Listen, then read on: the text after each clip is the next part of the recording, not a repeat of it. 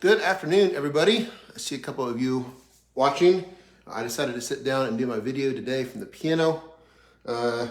One thing I love almost more than anything is sitting down and playing piano. In fact, I used to get in trouble when I was homeschooling. I homeschooled all the way through, basically. And I used to get in trouble, especially in high school, for not doing school and sitting down and playing piano. I love playing piano. Katie is away today on a weekend with her sisters and her mom. Briley is sleeping. The kids are watching their shows for the day, or I think Molly's coloring. Anyway, so I'm playing piano and I'm having a lot of fun. And my hat, if you can see, my hat is That Guy Auto Detailing, because I decided not to do my hair today. So Kevin Mills, thanks for my hat. So if you have any favorites, any requests, go ahead and post them and I'll see if I can play them.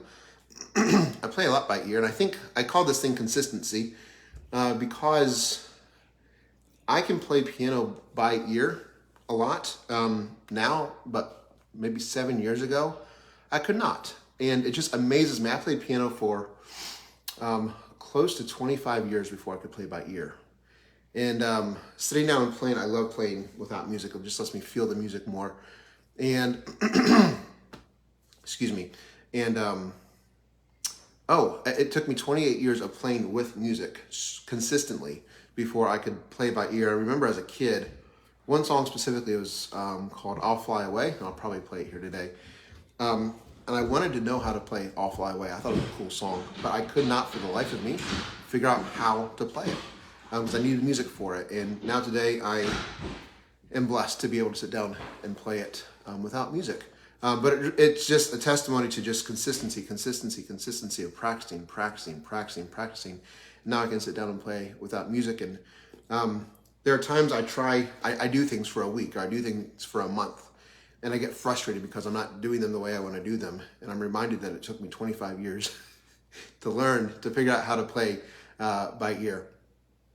And so I enjoy playing by ear, and it really is a result of just years and years and years and years of not giving up. And this is just a lesson for me every time I sit down and play, to not give up, because it works. It works.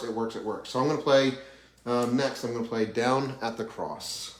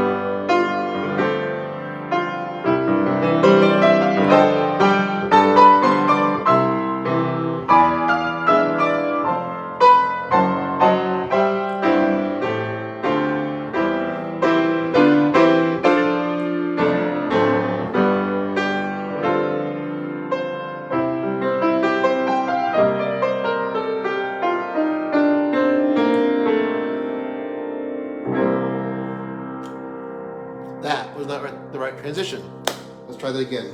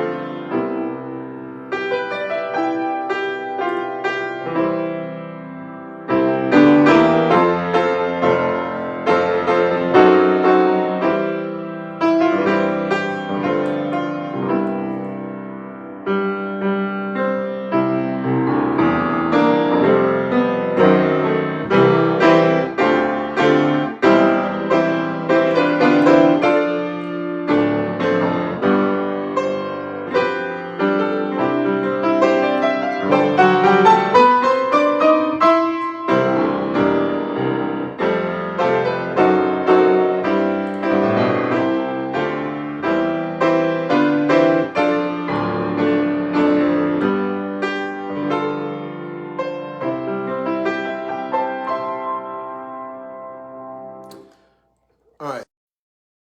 Because He Lives. Let me think about that one. Sometimes I have a hard time remembering how songs start. God's on His own.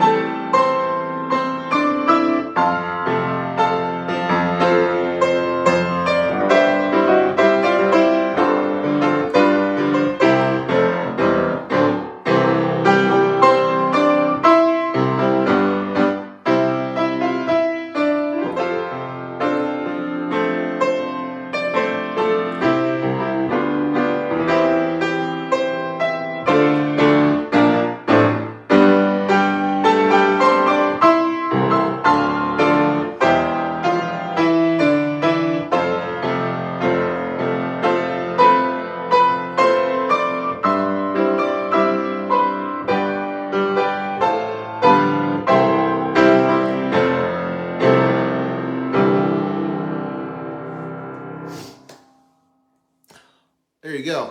Let's see, what else? How about, there's a fountain filled with blood.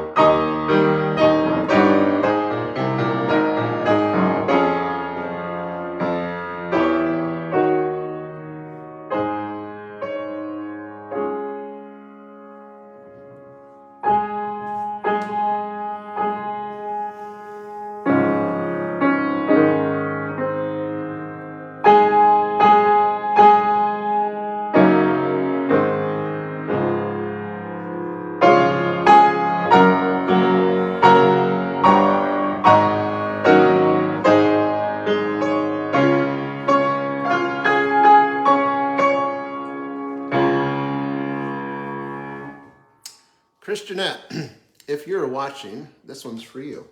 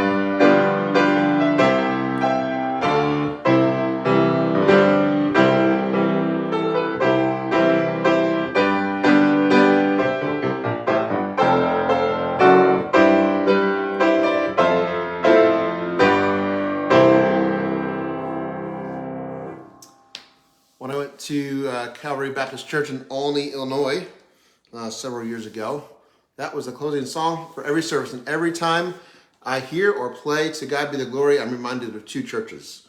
One is Calvary Baptist Church in Olney, and two is Lifegate Baptist Church in Ireland, because I think one of the verses of To God Be the Glory talks about the Lifegate. And every time we sang To God Be the Glory at Lifegate, everybody, or I don't know everybody, I did anyway, I thought it was very ironic, as a teenager anyway, that the name of the church was in that song.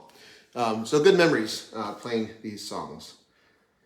How about God is So Good? That's a really simple song to play. It's a simple message, and yet it's a message that's true no matter what's going on.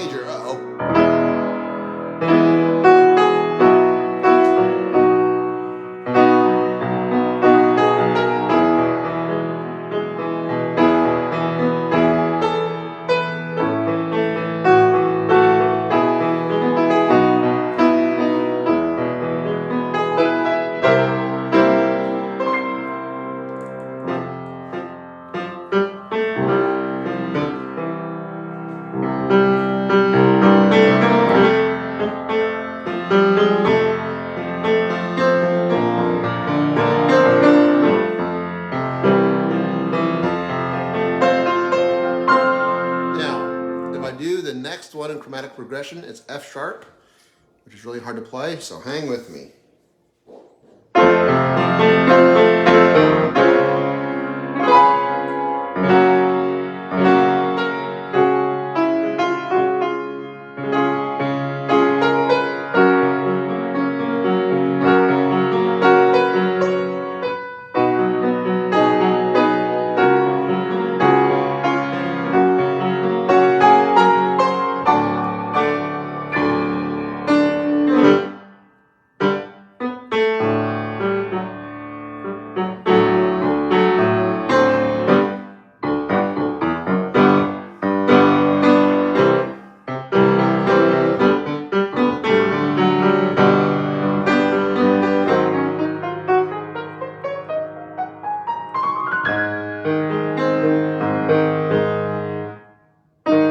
Why is it not sounding right? Maybe I played something wrong.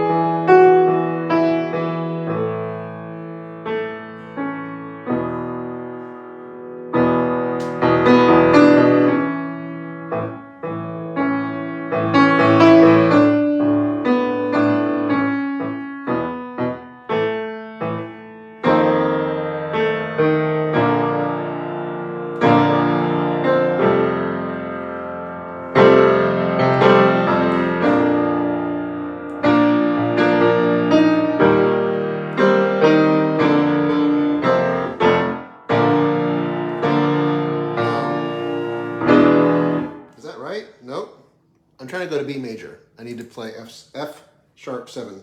There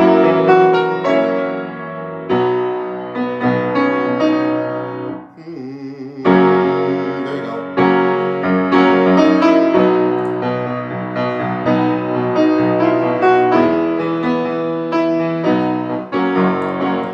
And I get to go back to C major.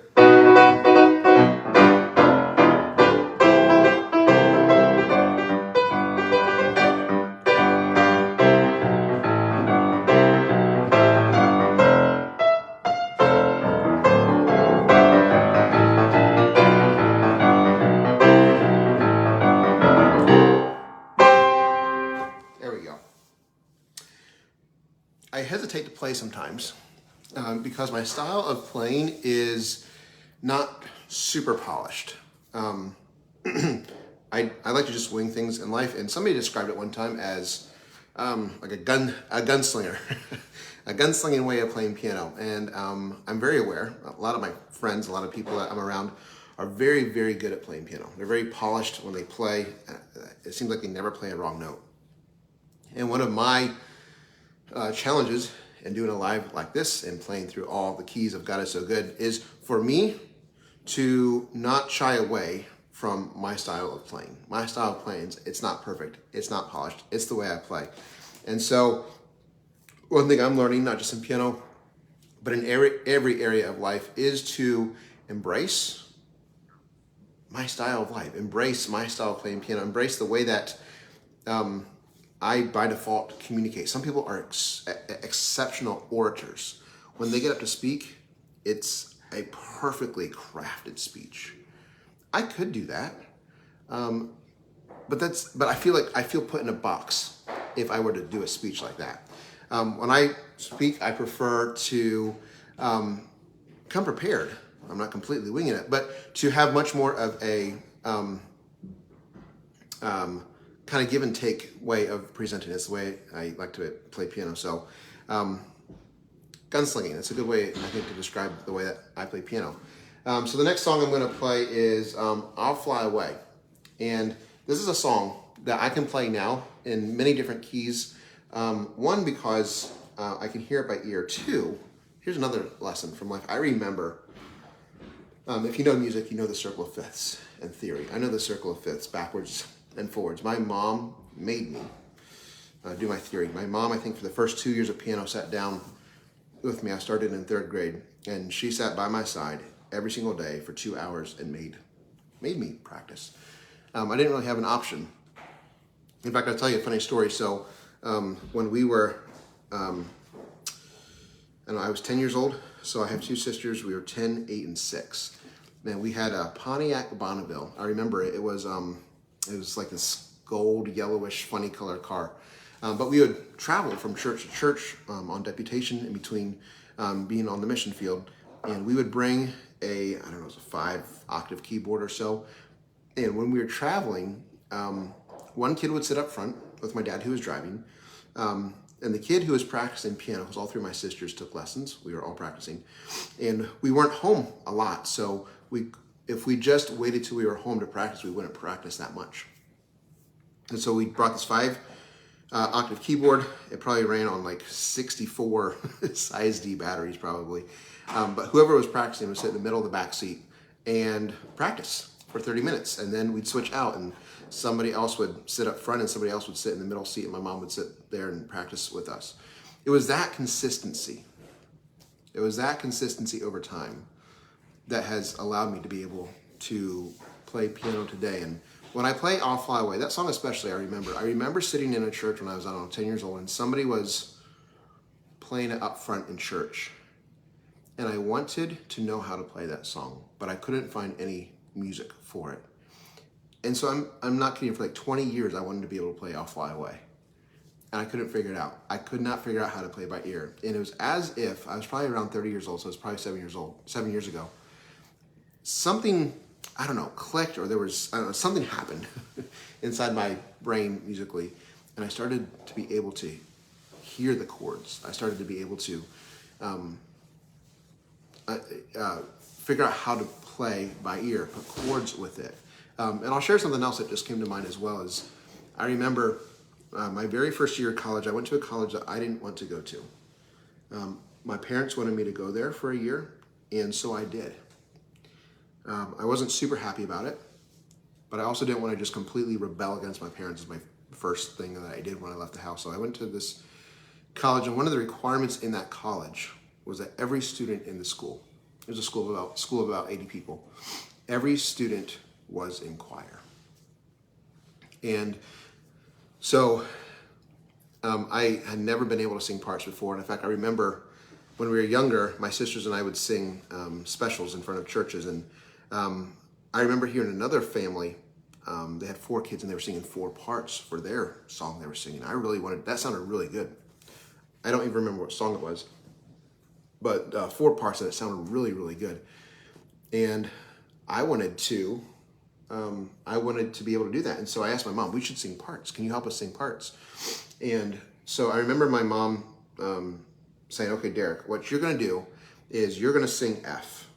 And when the girls start singing the melody of whatever song it was, you're going to keep on singing the same note, right? So I forget what song it was, but let's say it was, and I had to sing dum, dum, dum. I couldn't do it. I could not stay on a different note than the melody was going to. I couldn't. It was impossible for me when I was 10 or 12 years old. I could not sing a different note. So here I am at this college that I didn't want to go to, having to be part of choir, which I'd never sung in a choir before. I never sung parts before. I had zero interest in being in this choir, but it was a requirement.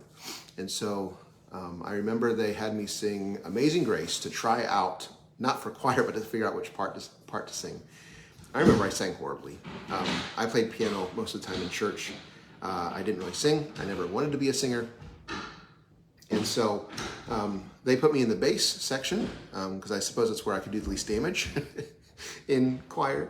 And they put me next to Seth Hamilton, who was a very, very good bass. And no matter where Seth Hamilton sat in choir, I sat next to him. And for a year, every single day, for a year of school, I got to hear Seth Hamilton sing bass. And I could read music, no problem. I knew exactly what notes basses were supposed to sing. I just couldn't figure out how to do that. But over the course of a year, listening, I started hearing parts of music in a way I never heard parts before. And what's really interesting is just when we talk about God leading in our lives and being willing to listen to God's leading and follow God's leading. If I had never gone to that school that required me to be in college or in choir, I'm not sure if I could play by ear today. Because for me, at least, I have to be able to hear the parts. I have to be able to hear the chords to be able to sing, to play by ear. And I don't know that I'd be able to do that if I didn't respect my parents and go to this college for a year. So I'm thankful that is about the only wise thing that I did around that time of my life. But I chose to go and honor my parents' wishes and desires to go to that school. So when I play I'll Fly Away, which I'm going to play here in a moment, it's a reminder to me of the 20 years of my life that I could not play I'll Fly Away by memory. And here I am. I'm able to play it. I'm able to play it in different keys. One, because I never gave up trying. I never gave up practicing. And 2, because I was in a choir for a year that I didn't want to be in, but I was there because I was obeying God by honoring my parents' wishes.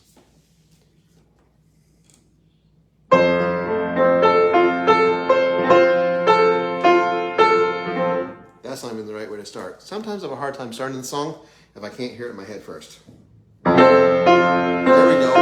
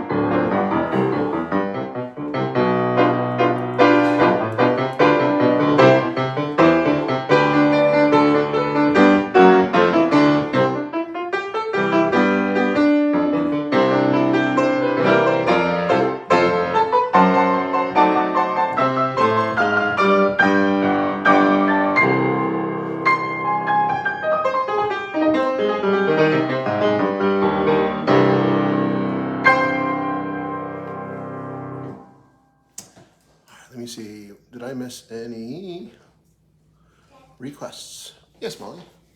Can you come say hi to everybody? No. No. Okay. Give me 5 minutes, okay? Why? Because. Let me play piano for 5 more minutes, okay? No.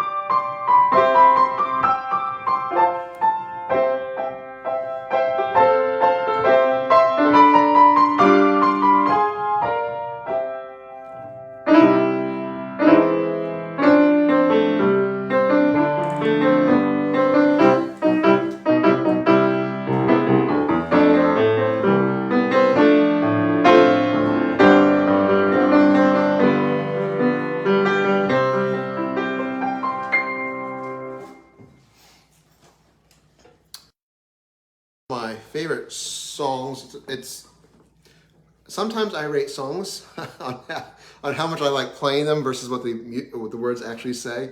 And so there's some songs that have really good words to them, good songs, good hymns. But they're hard to play, and I don't like them as much sometimes. One song that I absolutely love the words to is Day by Day and With Each Passing Moment, and there's a verse of it that I want to specifically read as I close this out. But I got to find it first, so hang on a second. So back in the day of hymnals, this is the Majesty hymnal. Some of you may have seen it, are familiar with it, maybe still play out of it. But when I would get in trouble in high school playing instead of doing school, is because I would play through this from beginning to end, beginning to end, beginning to end several times. And there was a point in my life when you could name any song, any hymn in here, and I could tell you exactly what number it was. That's how much I played. That's how consistent I was in not always doing my schoolwork. So Day by Day and With Each Passing Moment. Let me see if I can find it here.